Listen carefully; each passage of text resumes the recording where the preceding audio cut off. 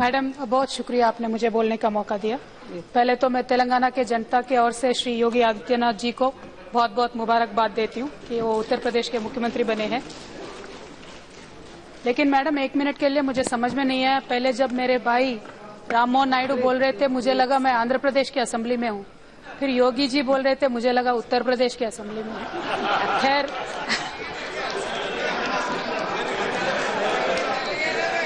खैर जो भी है, हमारे अरुण जेटली जी को कहना चाहती हूँ,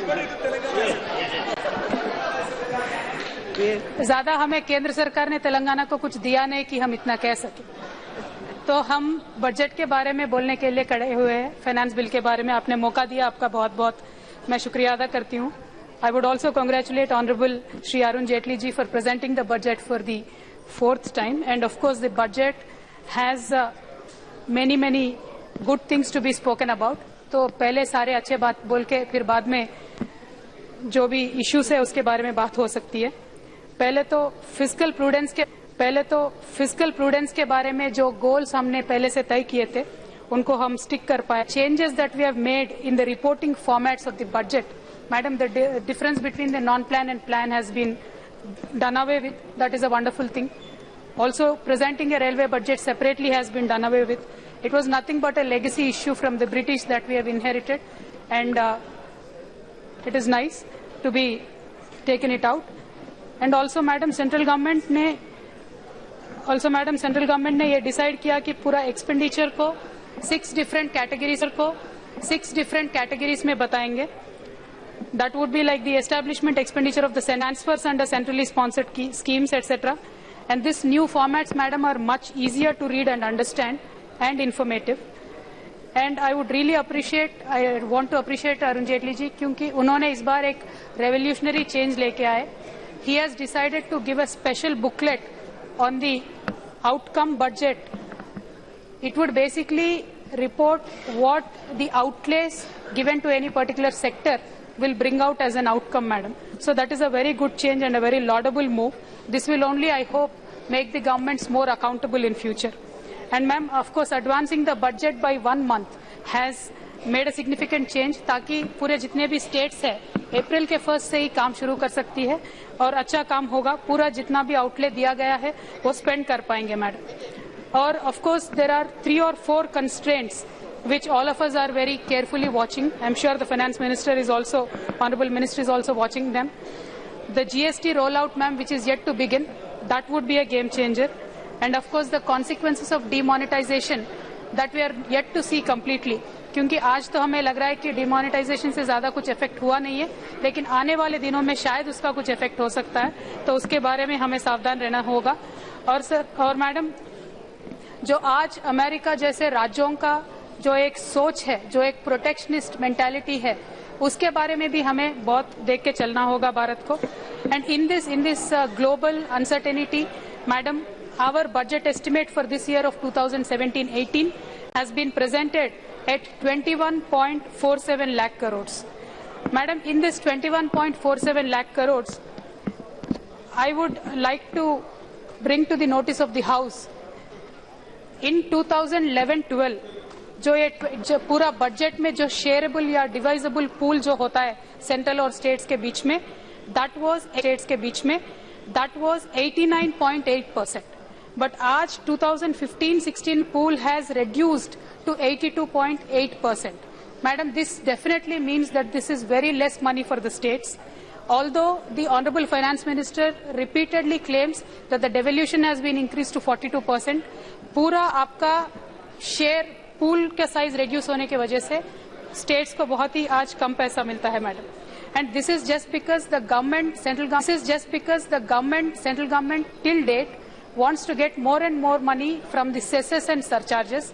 और इस बार particularly हम ये सोच रहे थे क्योंकि GST surcharges एटलीस्ट अभी तो इस बजट में छोड़ देंगे, लेकिन ऐसा हुआ नहीं है ma'am.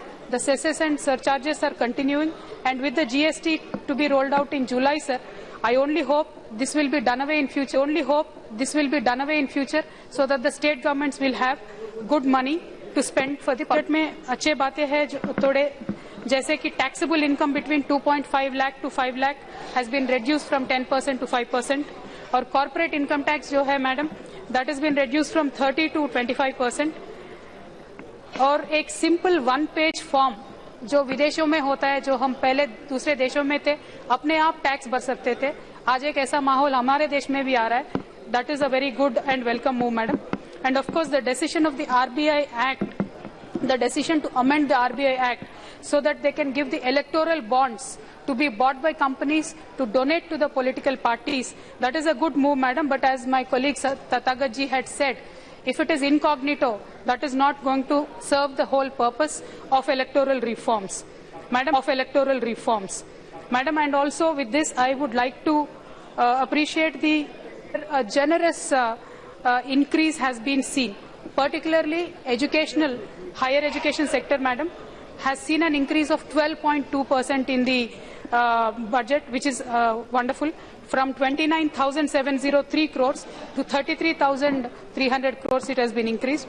And same thing with Pradhan Mantri Awas Yojana, Pradhan Mantri Sinchai Yojana. There has been a good increase. And particularly, I would like to mention the National Nutrition Mission, where it was 175 crores, now it is increased to 1,500 crores. And maternity benefits program, which only used to get 634 crores, now gets 2,700 crores, madam. This is a very good increase, and I truly appreciate the government for doing that. And of course, defense budget में भी 4.2% का increment हुआ है. लेकिन defence में usually ये होता है कि we procure a lot of our equipment from abroad, so there could be some fluctuations, and of course fluctuations of the rupee also we have seen of late. तो इस फ्लक्चुएशन की वजह से क्या डिफेंस अपने जो भी मिसाइल्स है, जो भी इक्विपमेंट है, आर्मरी है, खरीदना है, वो खरीद पाएंगे? वो एक बहुत ही शायद एक बार सरकार को वापस सोचना पड़ेगा. और इस माहौल में मैडम, जब जेटली जी ने बजट में कहा था कि इस बजट में I want to transform, energize and clean India, we were really hoping that he would get some very good policies. And I would like to bring to the notice of Honorable Finance Minister one particular allocation, madam. This is the Pradhan Mantri Awas Yojana, Pradhan Mantri Gramin Awas Yojana. Sir, central government had today decided that it will build 3.26 million years in this year, whereas the state governments have stated 4.1 million houses this year, madam. यानी centre government के सोच में और state government के सोच में तकरीबन एक 30% का अंतर है. और अगर इसके भी आपने पैसे दे दिए हैं, यानी सरकार को एक बार वापस सोचना पड़ेगा मैम कि आपने जो बढ़ा के पैसा दिया है, क्या वो गोल आप मीट कर पाएंगे या नहीं कर पाएंगे. और मैडम एक और बात मुझे बतानी है. ये प्रधानमंत्री आवास योजना जो है, इंदिरा आवास योजना को लेके प्रधानमंत्री आवास योजना किया गया है, लेकिन सरप्राइजिंगली मैडम तब से इसमें जितने घर बनते हैं वो घटते आ रहा है. 2013-14 में मैडम 1.84 मिलियन हाउसेस बन रहे थे. 2014-15 में वो घट के अभी इस साल मैडम 2015-16 में सिर्फ 1.1 मिलियन हाउसेस हम बना पाए. तो मुझे लगता है मैम सिर्फ नाम बदलने से काम शायद नहीं बदलेगा. हमें काम और जोरदार तरीके से करना पड़ेगा. राष्ट्रों को, स्टेट्स को कॉन्फिडेंस में लेना पड़ेगा और साथ में मिलके गोल्स फिक्स करने पड़ेंगे और इसके लिए काम करने पड़ेंगे madam. And I would also like to mention that in engineering there is a concept madam called point of application of force. ये होता है कि अगर किसी बाहरी चीज को आपको मूव करनी है, हटानी पड़ती है, तो आप खुद इतना ताकतवर होते नहीं हो, लेकिन आदमी इंटेलिजेंट है तो ऐसा कुछ इंस्ट्रूमेंट बनाते हैं, एक पर्टिकुलर पॉइंट पे फोर्स अप्लाई करते हैं तो अपने आप वो बारी चीज हट जाती है. तो पॉलिसी बनाने में भी यही होना चाहिए कि पॉलिसी एक पिवटल हो. बड़े से बड़े काम करने के लिए भी एक तरकीब के साथ पॉलिसी किया जा सकता है. आज हमने पॉलिसी बहुत बनाए, आवास योजना का होने दीजिए, अगर जब इम्प्लीमेंट होती नहीं है तो उसका कोई मतलब होता नहीं है. तो I believe that needs to be really taken into interest madam. And of course there has been just a 300 crore increase in the allocation of midday meal scheme. I hope it will be revised soon. And there is only a 50 crore increase in National Rural Drinking Water Scheme, madam. And the outlay for the Pradhan Mantri Gramin Sadak Yojana is stagnant as it is at 19,000 crores. And in Narega, only 500 crores has been increased from the revised estimates of the last year, madam. And of course, there has been zero increase in the National Social Assistance Program. तो मैं इस दौरान सरकार से एक मांग करना चाहती हूँ, मैडम।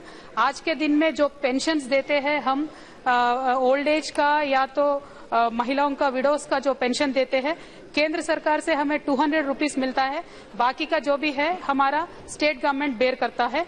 तो मेरा ये मांग है आज केंद्र सरकार से कि ये 200 रुपीस के अमाउंट को आप इंक्रीज कीजिए, 500 रुपीस कीजिए, क्योंकि हमारे तेलंगाना जैसे बहुत सारे ऐसे प्रदेश है जहां पे हम 1000 रुपीस का पेंशन देते हैं for widows and old age and 1500 rupees pension देते हैं जो दिव्यांग जन होते हैं। तो आज मेरा केंद्र सरकार से ये मांग है कि इसको बढ़ा के 200 से आप 500 रुपीस पर पर्सन दीजिए। और sir only 120 crores increase we have seen in the Amrut scheme sir. और अमृत के स्पीच में प्रधानमंत्री जी का सुना था, उनका ये सपना था कि पूरे भारत देश में 100 ऐसे स्मार्ट सिटीज बने और उनके लिए वो पैसा इन्वेस्ट करना चाहते थे। सर 2-3 इंपॉर्टेंट मुद्दे हैं सर, समय तो है मेरे पास और प्लीज थोड़ा मौका दीजिए। समय तो हो गया, please conclude now, you take another 1 minute or 2। थोड़ा सर 3 to 4 minutes काइंडली, क्योंकि जेटली जी बिजी थे, सुन नहीं रहे थे सर, तो थोड़ा सुनिए थोड़ा सुनिए।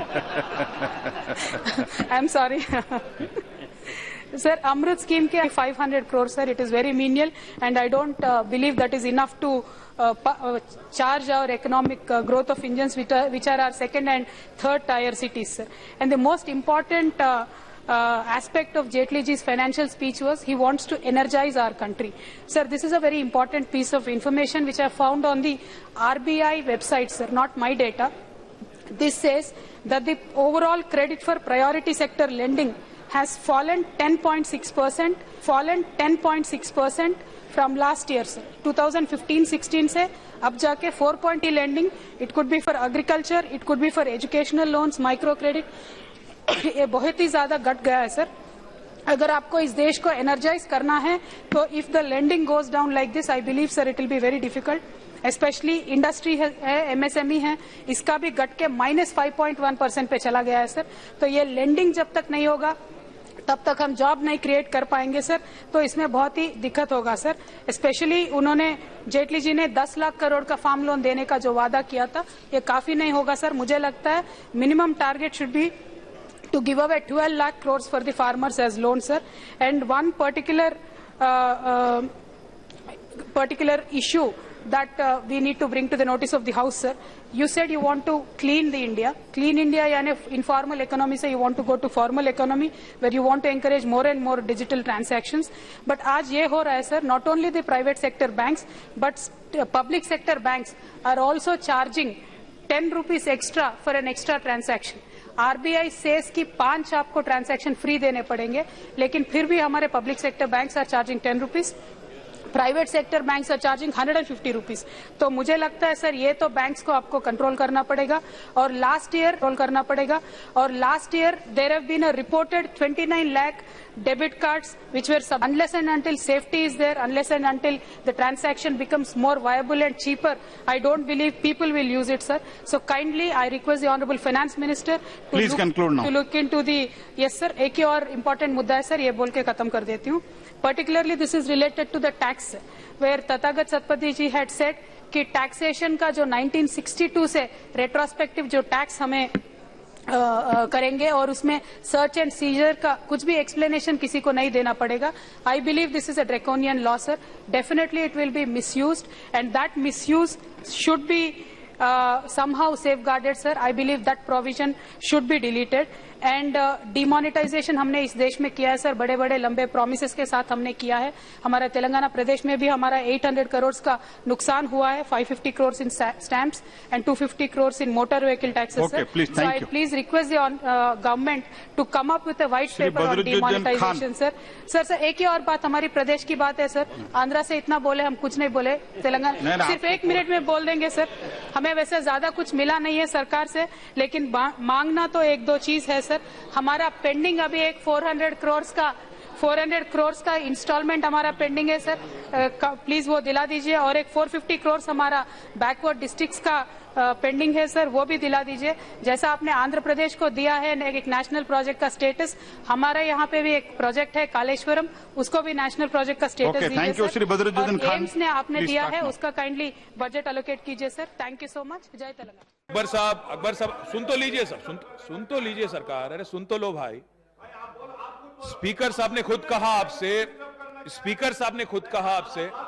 अकबर साहब, स्पीकर साहब ने आपसे खुद कहा। No, my only request to you is, you can always have these follow-up questions in your demands.